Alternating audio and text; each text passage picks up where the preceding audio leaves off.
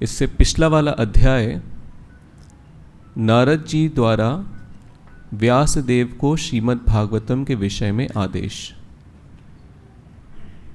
उस अध्याय में हम लोगों ने ये सुना था कि किस प्रकार श्रील व्यास देव सारे शास्त्रों का, सारे वेदों का और श्रीमद् महाभारत का भी वर्णन करने के बाद संतुष्ट नहीं हैं और बहुत ही ज़्यादा विचलित हैं।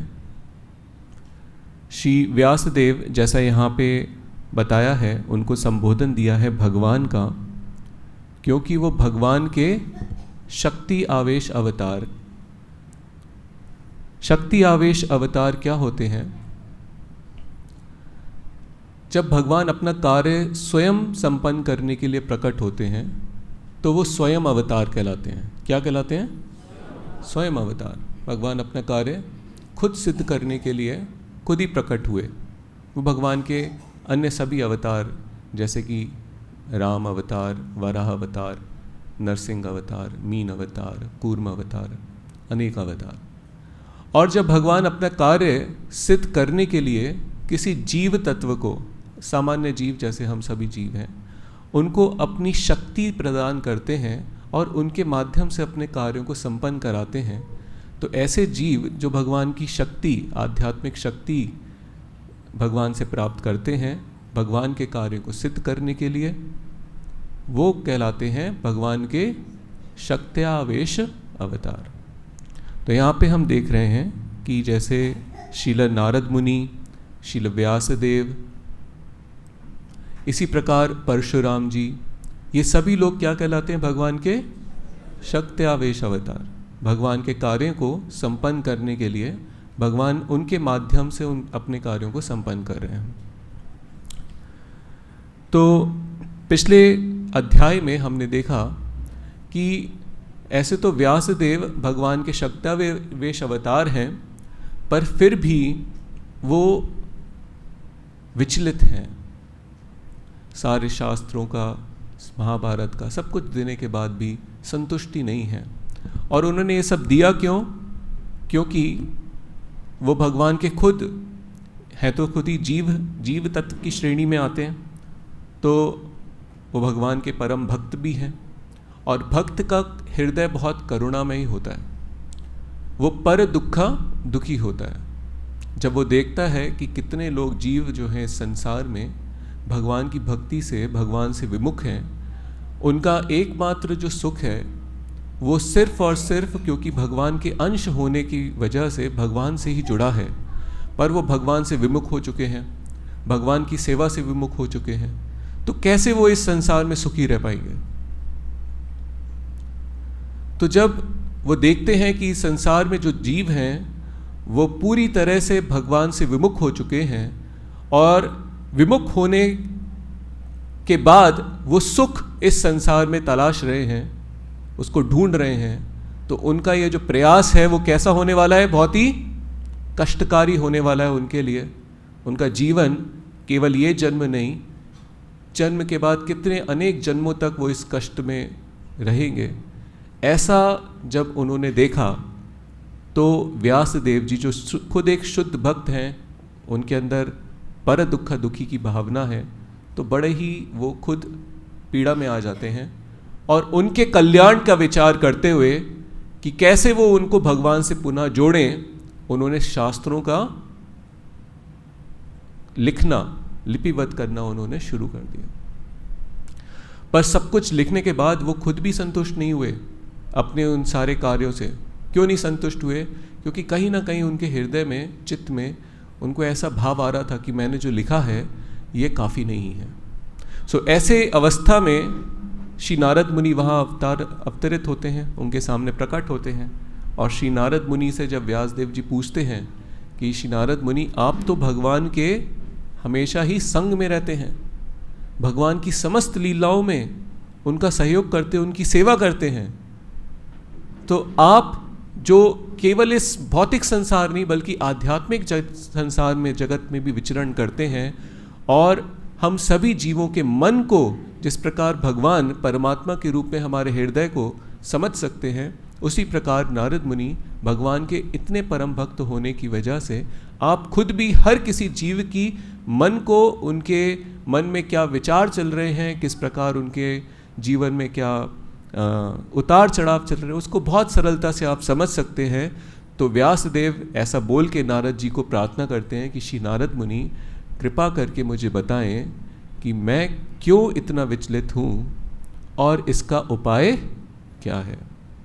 श्री नारद मुनि बताते हैं कि आपने वेदों में, महाभारत में, अनेक शास्त्रों में, उपनिषदों में बहुत सारी विधियाँ आपने बताई हैं। आपने ज्ञान का मार्ग बताया, आपने तप का मार्ग बताया, आपने योग का मार्ग बताया, आपने बहुत सारे विषयों के बारे में वर्णन दिया है, क्योंकि आपका विचार ये था कि सभी जीव अपने गुणों और अपने कर्मों के अनुसार धीरे धीरे धीरे धीरे धीरे धीरे प्रगति करें। हम सभी लोग अलग अलग स्तर में हैं, अलग अलग स्तर में हमारे अंदर आध्यात्म के लिए रुचि है। वो हमारा स्तर अलग अलग क्यों है? क्योंकि हम लोग अलग अलग गुणों के प्रभाव में हैं। मूलतः तो 3 ही गुण हैं। कौन से गुण हैं? रजोगुण, सत्वगुण, रजोगुण और तमोगुण। पर हम लोगों में कोई भी ऐसा नहीं है, पूर्व के काल में ऐसा था कि गुण भी शुद्ध होते थे। कोई तमोगुण में है तो शुद्ध रूप से तमोगुण में ही है, कोई रजोगुण में है तो शुद्ध रूप से रजोगुण में है, और कोई सत्वगुण में है तो शुद्ध रूप से सत्वगुण में ही है। पर अभी कलयुग में क्या है, हम लोग किसी भी गुण में पूर्ण रूप से शुद्ध मात्रा में वो गुण हमारे अंदर नहीं है। कैसा है वो? मिश्रित है। हर समय थोड़ा कुछ सत्वगुण भी है, बहुत ज़्यादा रजोगुण है और बहुत ही असीमित मात्रा में तमोगुण है। और हर चीज़ जो है मिश्रित है।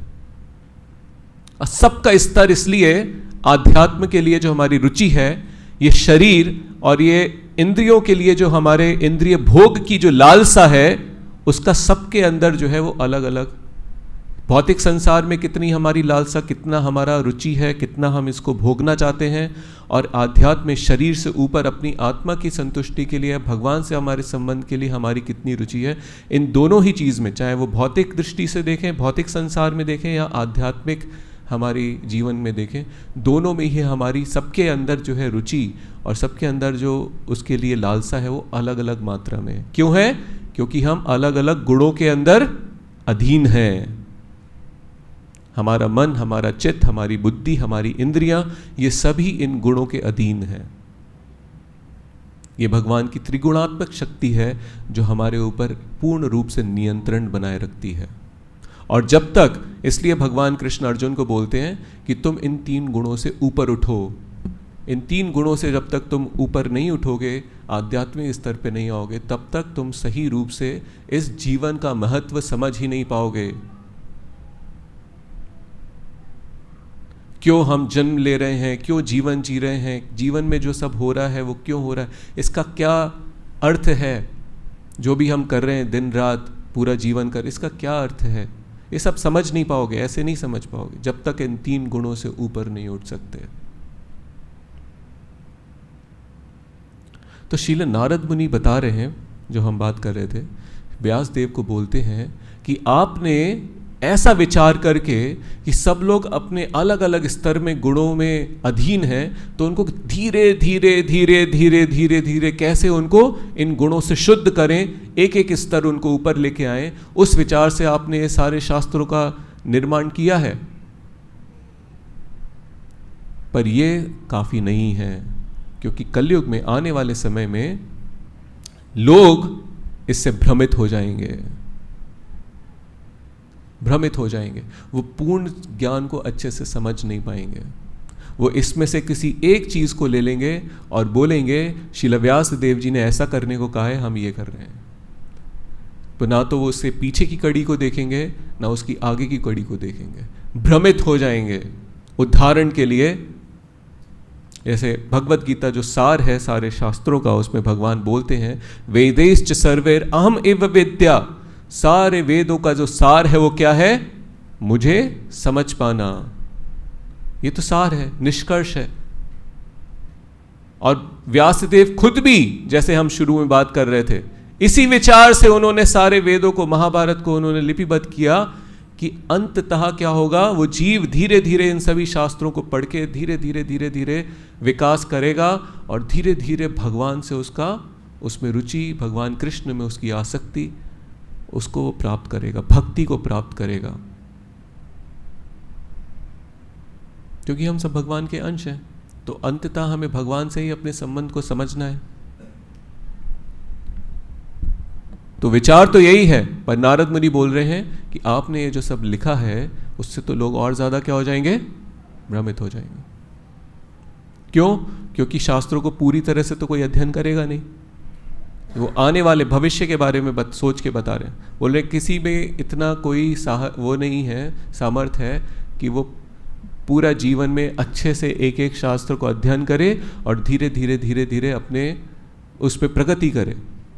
तो आपने सोचा अंत में वो भगवान कृष्ण की भक्ति अंत तक पहुंचेगा ही नहीं, बीच में थोड़ा बहुत कहीं कुछ पढ़ के उतने को संपूर्ण समझ के, आधे ज्ञान को संपूर्ण ज्ञान समझ के वहीं बीच में कहीं फंस जाएगा।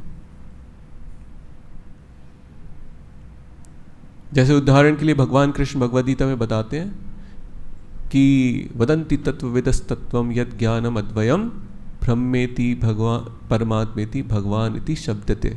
बोलते हैं कि सारे जो वेद हैं वो धीरे धीरे व्यक्ति को आध्यात्म में पहले ब्रह्म रियलाइजेशन कि मैं भगवान के 3 फीचर हैं, भगवान कृष्ण जो हैं उनके 3 रूप से वो इस भौतिक और आध्यात्मिक संसार में वो रहते हैं, विद्यमान रहते हैं। कैसे रहते हैं? पहला स्तर है ब्रह्मन। ब्रह्मन मतलब, ब्रह्मन को कहते हैं कि जो सर्वव्यापी हैं। सर्वव्यापी जो भगवान का फीचर है उसको क्या कहते हैं? ब्रह्म। तो भगवान जैसे हम बोलते हैं कि हर कण में विद्यमान है ना, पर यह संपूर्ण नहीं है। हर कण में जो विद्यमान है वो भगवान का सिर्फ क्या है?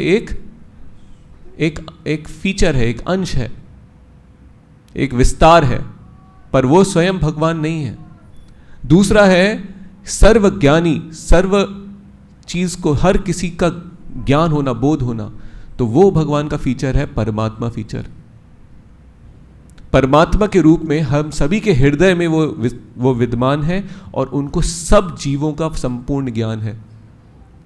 हमको सिर्फ हमारे बारे में पता है, पर भगवान को हम सबके बारे में सब कुछ पता है। तो वो है भगवान का दूसरा एक भगवान का विस्तार, जिसको पहला विस्तार भगवान ब्रह्म रूप में सभी जगहों पे विद्यमान है, दूसरा विस्तार भगवान सबके हृदय में परमात्मा के रूप में विद्यमान है, सब कुछ जानते हैं। और तीसरा भगवान का जो फीचर है वो स्वयं भगवान है।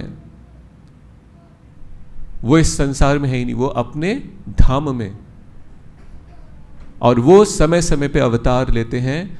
उनके अवतार लेने का एकमात्र कारण ये होता है कि वो हमें अपनी लीलाओं से आकर्षित करके अपने धाम को ले जाने के लिए आते हैं। जो भी व्यक्ति, जो भी जीव भगवान से आकर्षित हो जाते हैं वो फिर इस संसार को त्याग के भगवान के धाम को चले जाते हैं। तो ये भगवान भगवद गीता में भी बताते हैं, अनेक अन्य बहुत सारे जगहों पे इसका वर्णन देते हैं कि किस प्रकार हम लोग अगर भगवान से, उनकी लीलाओं से, उनके नाम से, उनके गुणों से, उनके ज्ञान से अगर हम आकर्षित हो जाएं तो कैसे हम इन सभी सांसारिक जो हमारी जो परेशानियां हैं उनसे हम कैसे मुक्त होकर भगवान को प्राप्त करें। तो नारद मुनि बोलते हैं कि आपने धीरे धीरे करके स्तर तो बता दिए हैं, पर कोई जो अंत तक पहुंचेगा नहीं, वो बीच में आधे ज्ञान को संपूर्ण ज्ञान समझ के भटक जाएगा। कोई समझेगा कि जो ब्रह्मन फीचर है भगवान का, ये भगवान सर्वव्यापी हैं, यही भगवान का एकमात्र फीचर है और इसको एब्सोल्यूट समझ लेंगे, इसको संपूर्ण समझ लेंगे और आगे भगवान का जो विग्रह, सच्चिदानंद विग्रह, भगवान का जो स्वरूप है, उससे आसक्त हो ही नहीं पाएंगे। तो अधूरा ज्ञान क्या होता है? वो भ्रमित करने वाला होता है, भटकाने वाला होता है। इसलिए भगवान अर्जुन को भगवद गीता में ये भी बोलते हैं कि तुम कहीं वेदों को और शास्त्रों को पढ़ने में कहीं भटक मत जाना। एक स्थान पे भगवान बोलते हैं। इसीलिए जो नारद मुनि ने क्या बताया, समझाया श्रील व्यास देव को कि सिर्फ और सिर्फ आप अगर संतुष्ट होना चाहते हैं और आपको अगर लगता है कि आप सभी का कल्याण करना चाहते हैं, तो सिर्फ और सिर्फ आप क्या करें? भगवान के विषय में, उनकी लीलाओं के विषय में, उनके गुणों के विषय में, उनके भक्तों के विषय में आप क्या करें? एक ऐसा शास्त्र लिखें जिसमें सभी लोग उसको पढ़ के भगवान की ओर उनके हृदय में आकर्षण आए। तो उस समय पे श्रील व्यास देव जी क्या करते हैं? श्रीमद् भागवतम इसको रचना करते हैं। श्रीमद् भागवतम क्या है? सिर्फ और सिर्फ भगवान के प्रति किस प्रकार हमारा आकर्षण और भगवान के भक्तों, शुद्ध भक्तों के प्रति किस प्रकार हमारा आकर्षण बढ़े, उसके ऊपर बात करते हैं। तो यहां पे इस श्लोक में हम देखते हैं कि कैसे, इससे पिछले वाले अध्याय में जब श्री नारद मुनि ये बता चुके होते हैं कि कैसे हमें भगवान की तरफ अपना आकर्षण बढ़ाना है और केवल उसी विषय पे चर्चा करनी है, बाकी और दूसरे विषयों पे आप चर्चा मत करिए। इतने सारे शास्त्रों का कोई उपयोग नहीं है, ये सब क्या है? वेस्ट है, समय का खराबी है, इसको लिखने का कोई उद्देश्य पूरा नहीं होगा। तो श्री नारद मुनि बताते हैं अपना उदाहरण देके कि किस प्रकार, इसके पूर्व अध्याय में बताते हैं कि किस प्रकार जब मैं स्वयं अपने पूर्व जन्म में एक दासी पुत्र था। क्या बताते हैं? पूर्व जन्म में नारद मुनि कौन थे?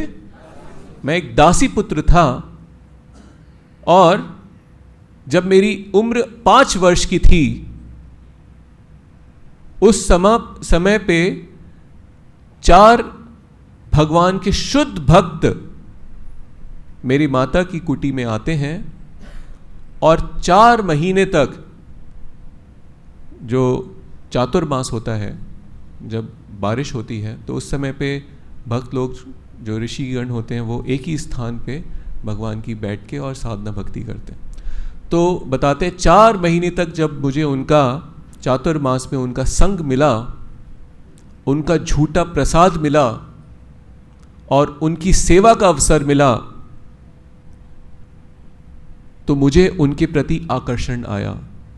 सबसे पहले नारद मुनि बताते हैं कि कैसे उनके जीवन में भगवान की कृपा से शुद्ध भक्त आए और उन शुद्ध भक्तों को श्री नारद मुनि को अवसर मिला कि पहला, उनका झूठा प्रसाद उनको प्राप्त हुआ, उनसे भगवान के विषय में जब वो आपस में चर्चा करते थे तो श्री नारद मुनि को उन भक्तों की चर्चा के माध्यम से भगवान का श्रवण प्राप्त हुआ, भगवान के विषय में श्रवण प्राप्त हुआ, और तीसरा, उन भक्तों की सेवा का अवसर प्राप्त हुआ।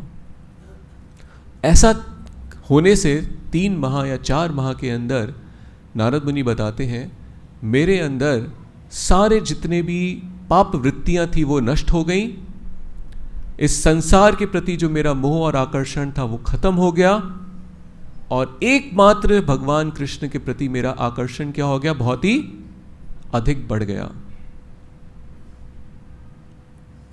और फिर किस प्रकार मैं पूरे जीवन भगवान के लीलाओं को और नाम को श्रवण और कीर्तन करता गया।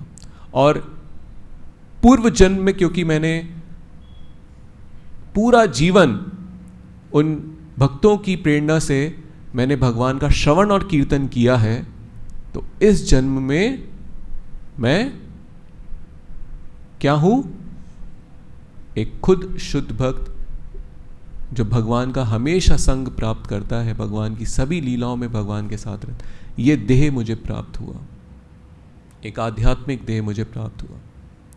तो खुद श्री नारद मुनि अपना उदाहरण देके बताते हैं कि कैसे वो एक शुद्ध भक्त से श्रवण करके और उनकी सेवा करके कैसे उनको खुद को भगवान की शुद्ध भक्ति, भगवान से आकर्षण उन्हें प्राप्त हुआ। तो ये उदाहरण दिया है उन्होंने, और इसी तरह से पिछला अध्याय समाप्त हुआ था। अब ये नए अध्याय में, छठे अध्याय में, हम पहले ही श्लोक में ये देख रहे हैं कि व्यासदेव बोल रहे हैं, व्यासदेव कह रहे हैं कि मुझे नारद मुनि से बोलते हैं कि मुझे आपके बारे में और अधिक जानने की इच्छा है। तो इस श्लोक में तो वो अपनी इच्छा प्रकट कर रहे हैं कि नारद जी मुझे आपके विषय में और अधिक जानने की इच्छा है, और अगले 3 श्लोकों में वो प्रश्न करते हैं कि किन विषयों में जानने की इच्छा है। तो पहला प्रश्न करते हैं कि हे ब्रह्मा के पुत्र, आपने दीक्षा लेने के बाद, दीक्षा मतलब उन जब 4 शुद्ध भक्तों की आपने सेवा की और उनसे दीक्षा प्राप्त हुई, उसके बाद किस प्रकार जीवन बिताया, ये उनका पहला प्रश्न है। और यथा समय अपने पुराने शरीर को त्याग कर आपने यह शरीर कैसे प्राप्त किया, ये उनका दूसरा प्रश्न है। हे महामुनि, समय आने पर काल हर वस्तु का संहार कर देता है, अतएव ये कैसे संभव हुआ कि यह विषय जो ब्रह्मा के इस दिन के पूर्व घटित हो चुका है, अब भी आपकी स्मृति में काल द्वारा अप्रभावित जैसे का तैसा बना हुआ है। समय के साथ हम भूल जाते हैं, या जब अगला जन्म होता है तो पूर्व जन्म के बारे में हम सब भूल जाते हैं। तो इनका ये तीसरा प्रश्न ये है कि आपको कैसे अपने पूर्व जन्म के बारे में सब कुछ याद है, क्योंकि वैसे तो सामान्य रूप से क्या होता है, हम सब भूल जाते हैं, और इस जन्म में भी हमने क्या कार्य किया है वो भी धीरे धीरे भूल जाते हैं। तो काल जो है वो सारी वस्तुओं का, सारे अनुभवों का समय जो है वो सब नष्ट कर देता है, संहार कर देता है। तो आप इस जन्म में पूर्व जन्म को कैसे आप याद कर पाए हैं। और ये 3 प्रश्नों का उत्तर धीरे धीरे नारद मुनि इसी अध्याय में आगे देते हैं।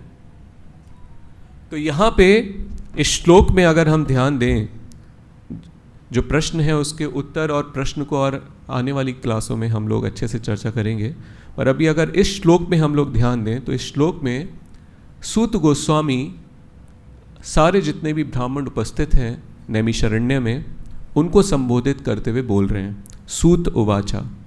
और क्या बोल रहे हैं, एवं निशम्य भगवान देवर्षि जन्म कर्मचा। भगवान किसको संबोधन किया है यहाँ पे? श्रील व्यासदेव जी को, क्योंकि भगवान के शक्त्यावेश अवतार हैं। तो बोल रहे हैं कि किस प्रकार देवर जो सत्यवती सुता व्यासदेव, सत्यवती के पुत्र भगवान व्यासदेव निशम्य श्रवण करना चाहते हैं, सुनना चाहते हैं, किसके बारे में? देवर्षिर जन्म कर्मचा, देवर्षि नारद के जन्म और कर्मों के बारे में। खुद श्रील व्यासदेव जिन्होंने सारे शास्त्रों का निर्माण किया, जो भगवान के शक्त्यावेश अवतार हैं, उनकी रुचि किस में है? उनकी रुचि किस में है? निशम्य देवर्षेर जन्म कर्मचा। निशम्य मतलब सुनने में रुचि है उनकी। किसके विषय में सुनने में रुचि है उनकी? भगवान के शुद्ध भक्त, उनके जन्म और उनके कर्म, उनके कार्य के विषय में सुनने की रुचि है। और वो आगे क्या लिख रहे हैं? भूया पप्रच्छ तम ब्रह्मन।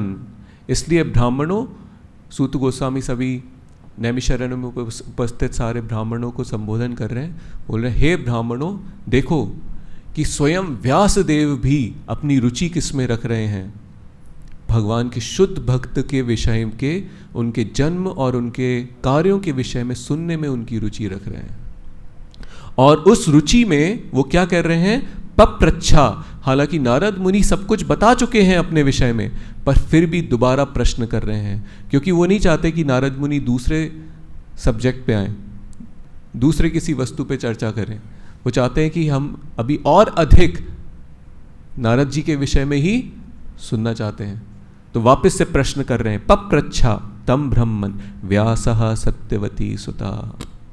तो ये बहुत ही इंपॉर्टेंट है कि हम भगवान के विषय में, अभी हम बात कर रहे थे कि भगवान के विषय में, उनकी लीला और उनके दिए हुए ज्ञान के विषय में हमारी रुचि होनी चाहिए।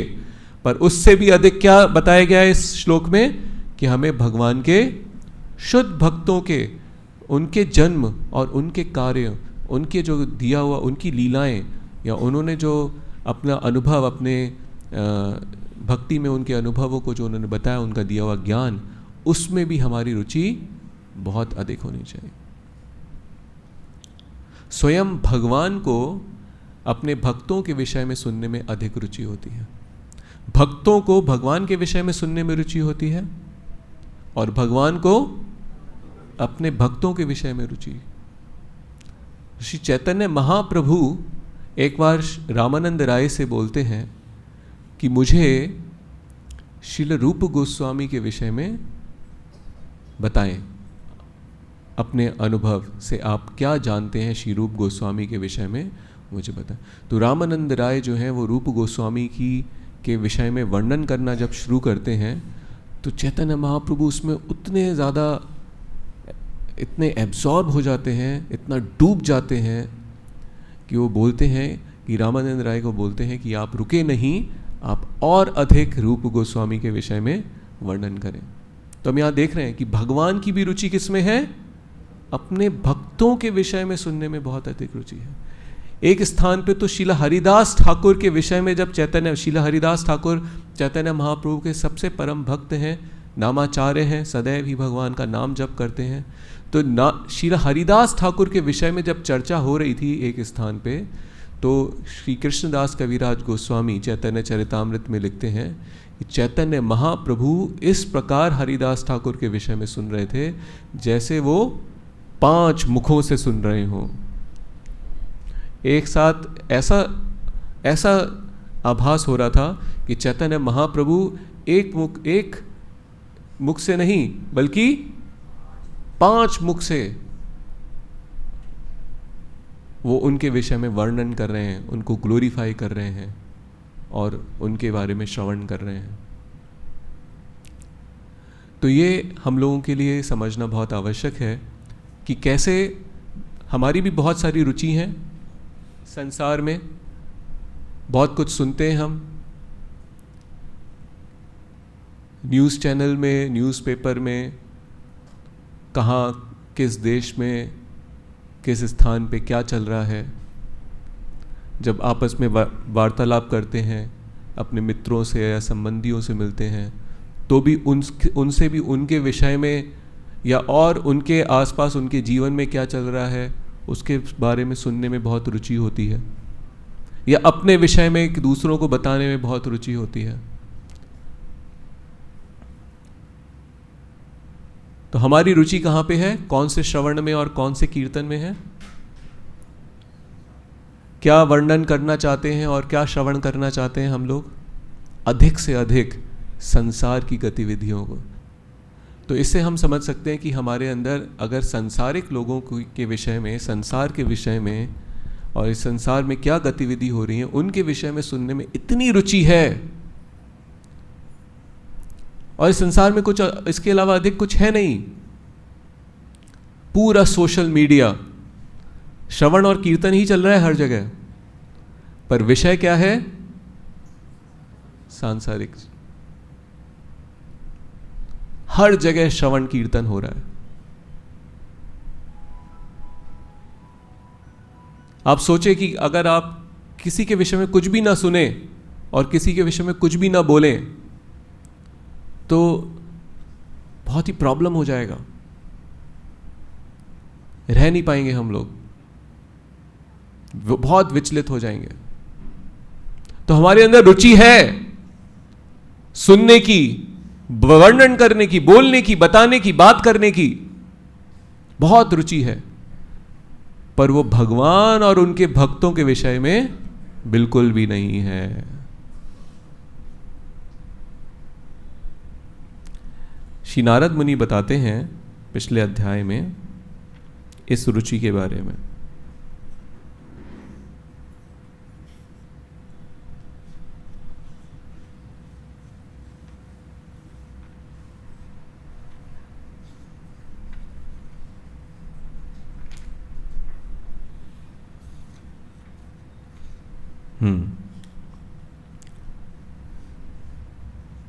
तो नारद मुनि बोलते हैं व्यासदेव को, जो वाणी संपूर्ण ब्रह्मांड के वायुमंडल को परिशुद्ध करने वाले भगवान की महिमा का वर्णन नहीं करती। क्या बोल रहे हैं? जो वाणी संपूर्ण ब्रह्मांड के वायुमंडल को परिशुद्ध करने वाले भगवान की महिमा का वर्णन नहीं करती। यानी कि दो बातें बोल रहे हैं। एक तो भगवान की जब महिमा का वर्णन होता है तो सिर्फ हमारा शुद्धिकरण नहीं होता है, उससे संपूर्ण ब्रह्मांड के वायुमंडल भी परिशुद्ध होता है। कितना महत्वपूर्ण है। इसका विपरीत जो भी चीज हम वर्णन करते हैं जो भगवान या भगवान के भक्तों के संदर्भ में नहीं होती, उससे पूरा संपूर्ण ब्रह्मांड और वायुमंडल क्या होते हैं? प्रदूषित होते हैं। ऐसे प्रदूषित वातावरण में हमारे मन में रुचि आएगी भी नहीं भगवान और उनके भक्तों के प्रति सुनने में। यहाँ पे बोल रहे हैं, एक तो पूरा संपूर्ण ब्रह्मांड वायुमंडल क्या है? दूषित है। क्यों? क्योंकि जो वाणी संपूर्ण ब्रह्मांड के वायुमंडल को परिशुद्ध करने वाले भगवान की, क्योंकि वो वाणी भगवान की महिमा का वर्णन नहीं करती, तो बता रहे हैं उसे, उस वाणी को, ऐसे व्यक्ति को साधु पुरुष कौओं के स्थान के समान मानते हैं। किसके समान मानते हैं? कौए होते हैं ना, एक जगह अगर इकट्ठा हो जाते हैं, कां कां कां कां बोलते रहते हैं। और अगर आप ऐसे स्थान पे जाएंगे, आपको बड़ा ही इतनी तीखी आवाज़ होती है, पैनी होती है, आप कर्कश आवाज़ होती है बहुत, तो आप वहाँ स्थान पे रहना नहीं चाहते। हिंगोनिया गौशाला में पीछे की तरफ एक ऐसा स्थान है जहाँ जंगल है। तो उस जंगल में ऐसा प्रतीत होता है कि पूरे जयपुर के सारे कौए वहीं आके बैठते हैं। आप कभी जाइएगा वहाँ, प्रभु जी से पूछिएगा कि प्रभु जी यहाँ कौए कहाँ बैठते हैं। प्रभु जी तो पूरे गौशाला में गाय हैं, पीछे की तरफ जंगल है, तो जंगल में इतने कौए आ जाते हैं, एकत्रित हो जाते हैं, और फिर एक साथ जो कर्कश आवाज़ उनकी होती है वो बिल्कुल असहनीय हो जाती है।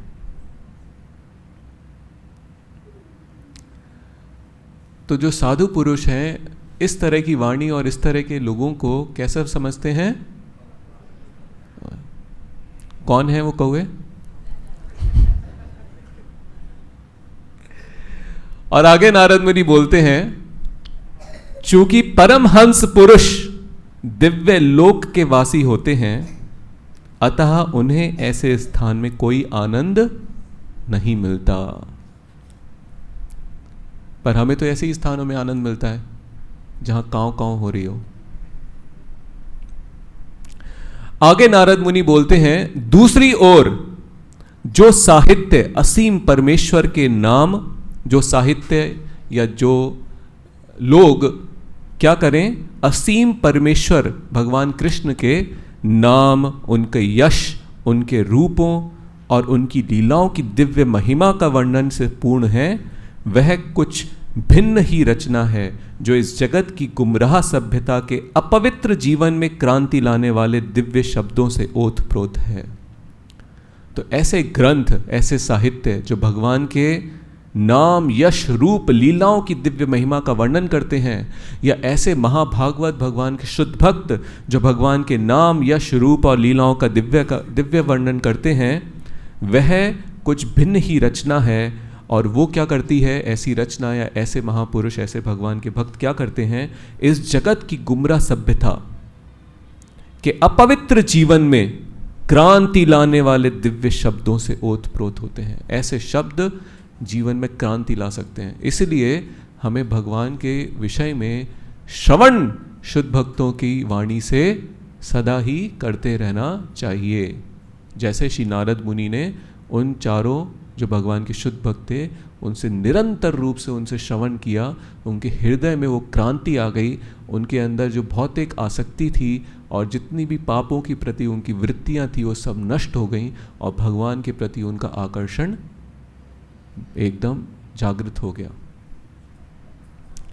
तो ऐसा दिव्य साहित्य, चाहे वह ठीक से भी ना रचा हुआ हो, उसमें चाहे कुछ त्रुटियां हो भाषा के रूप में, हो सकता है लिखने वाले को भाषा का पूरा ज्ञान ना हो, पर भाषा ज़्यादा ज़रूरी नहीं है। क्या ज़रूरी है? जो विषय है वो ज़रूरी, किस विषय पे वो बात कर रहे हैं। तो ये विषय जो है वो क्रांति लाने वाला है। तो बताया है कि चाहे वह ठीक रूप से उसकी रचना ना भी हुई हो, ऐसे पवित्र मनुष्य द्वारा सुना, गाया तथा स्वीकार किया जाता है जो नितांत निष्कपट होते हैं। एक तो जो सुनते हैं वो निष्कपट हो जाते हैं, और जो निष्कपट होते हैं उनके लिए ये साहित्य और ये वाणी और ये विषय कैसे होते हैं? बहुत ही उनके लिए आकर्षित, उनको अपनी ओर करते हैं।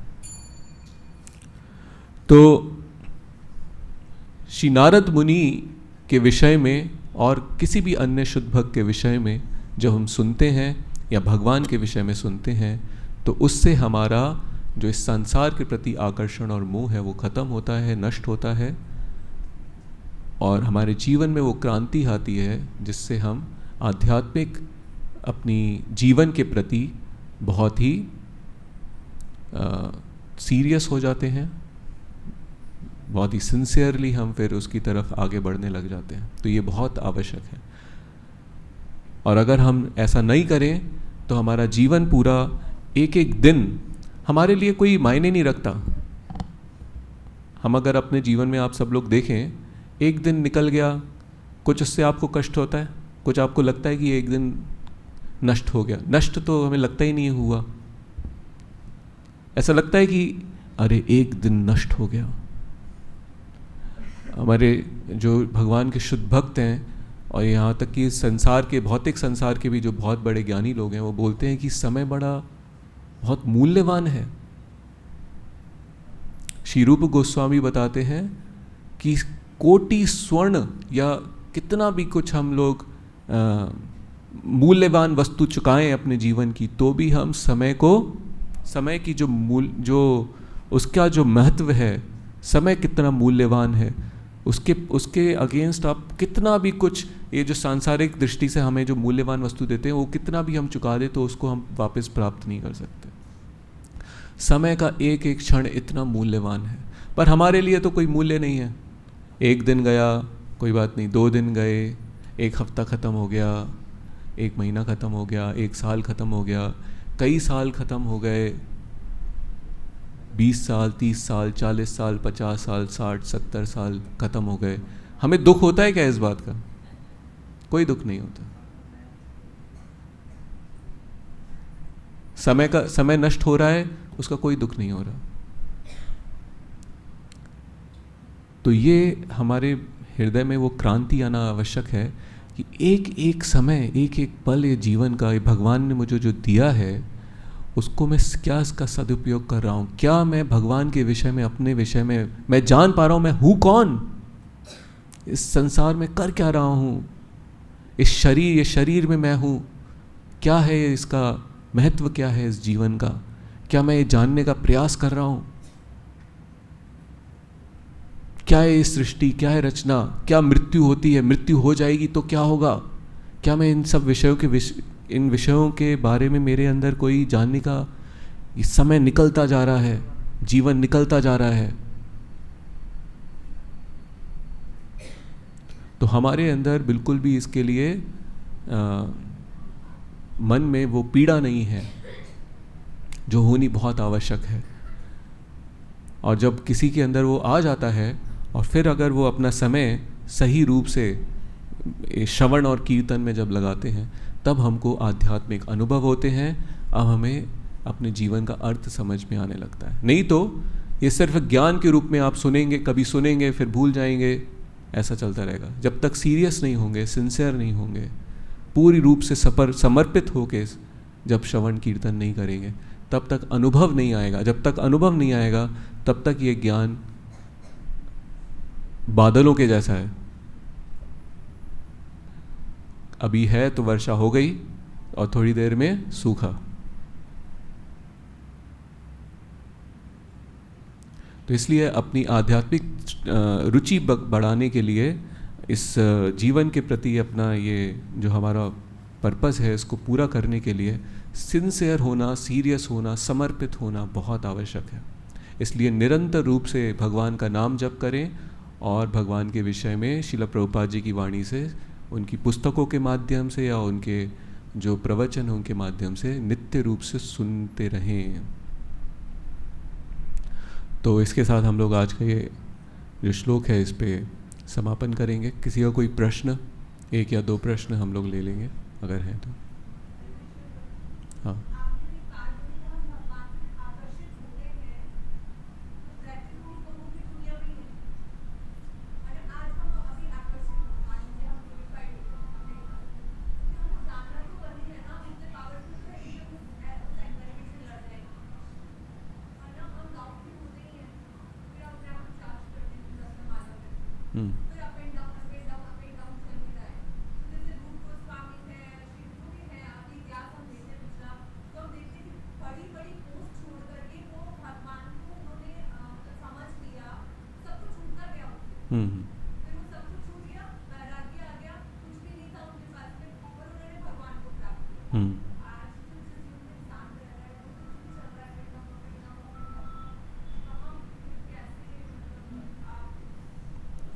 तो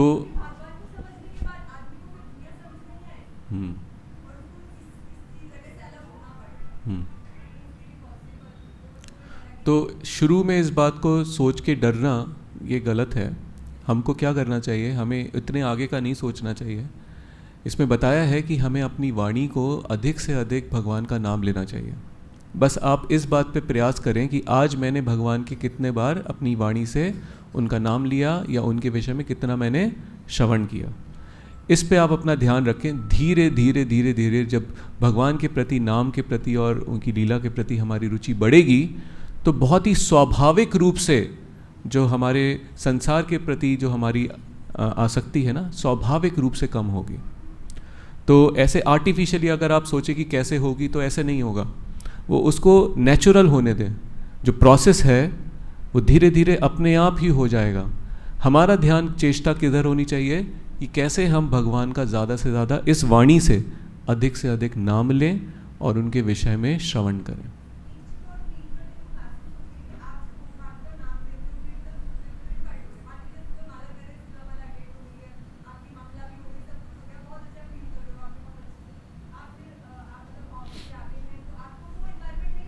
हाँ, नहीं मिलेगा।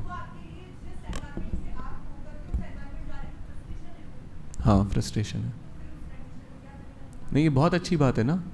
धीरे धीरे समय के साथ आपको पता ये लग रहा है कि जब मैं भगवान की साधना में रहता हूँ, जब मैं भगवान का नाम जप या उनके विषय में जब श्रवण करता हूँ, उनकी सेवा में रहता हूँ, तो मैं क्या रहता हूँ, बहुत ही खुश रहता हूँ। और जैसे ही मैं इस सांसारिक लोगों में, इस दुनिया में अपने जब कार्यकलापों में जब जाता हूँ, तो बड़े ही मैं कैसा हो जाता हूँ, दुखी हो जाता हूँ। तो ये तो बहुत अच्छा अनुभव है आपके लिए। धीरे धीरे जैसा ये अनुभव बढ़ता जाएगा तो संसार के जो कार्यकलाप है वो अपना एक आप क्या कैसे करेंगे, ड्यूटी के जैसे करेंगे। ठीक, करना है तो कर रहे हैं, उनमें हमारी ज़्यादा कोई आसक्ति नहीं रह जाएगी। वो करने के लिए हम कर रहे हैं क्योंकि वो हमारी ड्यूटी है ना। पर आसक्ति किससे हो जाएगी, अधिक भगवान से। तो ये तो बहुत अच्छा अनुभव है जब हमें इस चीज़ का बोध हो रहा है कि कैसे जब मैं साधना में रहता हूँ तो मैं बहुत ही प्रसन्न रहता हूँ, और साधना के जो अतिरिक्त समय जो दूसरी चीज़ों में रहता हूँ तो मैं किस प्रकार मेरा मन ग्रसित हो जाता है, वापस इन चीज़ों में फंस जाता है। तो ये धीरे धीरे मन हमारा और बुद्धि ये ज्ञान अपने आप अनुभव अर्जित कर रहे हैं कि कैसे मुझे इन चीज़ों से आसक्त नहीं रहना है और इन्हीं चीज़ों को, भगवान के प्रति मेरा आसक्ति को और अधिक बढ़ाना है। तो दोनों अनुभव रहना, जब तक हम शुद्ध ना हो जाएं तब तक जीवन में दोनों अनुभव रहना गलत नहीं है। और ये धीरे धीरे होगा, प्रोसेस है। कुछ वर्षों के बाद आप देखेंगे कि आप जब दूसरे कार्य भी कर रहे हैं तो उसमें भगवान का स्मरण कर पाते हैं। प्रयास कर रहे हैं कि दूसरे कार्यों में भी हम जब जाएं तो भी भगवान का कहीं ना कहीं विचार मन में बना रहे। तो आप धीरे धीरे आप अपने आप से स्वतः ही नेचुरली उसका प्रयास करने लग जाएंगे। तो वो हाँ हाँ बिल्कुल, सबसे अच्छा आप जो कर सकते हैं वो कर सकते हैं भगवान से हाँ प्रार्थना, वो सबसे, क्योंकि जब भक्त प्रार्थना करते हैं तो भगवान उसको अवश्य पूर्ण कर, ये विश्वास भगवान में बहुत आवश्यक है। कर्मी होते हैं उनको अपने कर्मों पे ज़्यादा विश्वास होता है, भगवान के ऊपर विश्वास, उनको लगता है हम कुछ करेंगे तो होगा, अपने पे अपने कर्मों पे ज़्यादा विश्वास है, पर उनका विश्वास भगवान पे कम है। भक्तों का विश्वास कर्म से ज़्यादा किस पे होना चाहिए? भगवान पे होना चाहिए। तो हमारे हृदय से अगर प्रार्थना जाती है भगवान को, भगवान जब एक्ट करते हैं, भगवान जब कार्य करते हैं, भगवत कर्मणा, भगवान जब कार्य करते हैं तो सब संपन्न हो जाता है और सारे भक्त जो हैं वो संतुष्ट हो जाते हैं। हाँ, तो इसलिए कर्म तो आप करेंगे, जो आप कर सकते हैं वो करेंगे, जो आपको भगवान ने जितना साहस दिया है, सामर्थ्य दिया है, उस अनुसार आप कर सकते हैं, तो जो कर सकते हैं वो करिए, पर उसके ऊपर निर्भर होने से अधिक भगवान के ऊपर विश्वास को बढ़ाइए और उनसे हृदय से प्रार्थना करिए। तो कहीं भी बांग्लादेश या इस संसार, इस दुनिया, जहाँ पे भी अगर आप ऐसा प्रार्थना करते हैं कि भक्तों का भगवान रक्षा करेंगे, तो भगवान भक्तों की प्रार्थना अवश्य सुनेंगे, भगवान की तरफ से भी कृपा है। यस, हरे कृष्ण।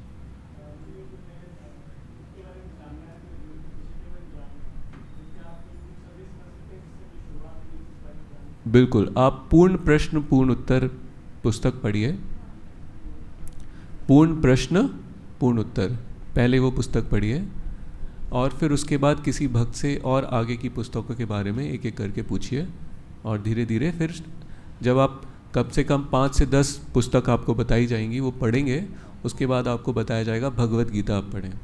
तो गीता को फिर आप धीरे धीरे गीता पे पहुंचिए, फिर भगवत गीता पढ़िए। हरे कृष्ण। हम लोग यहाँ समापन करेंगे। श्रील प्रभुपाद की जय, श्रीमद् भागवतम की जय।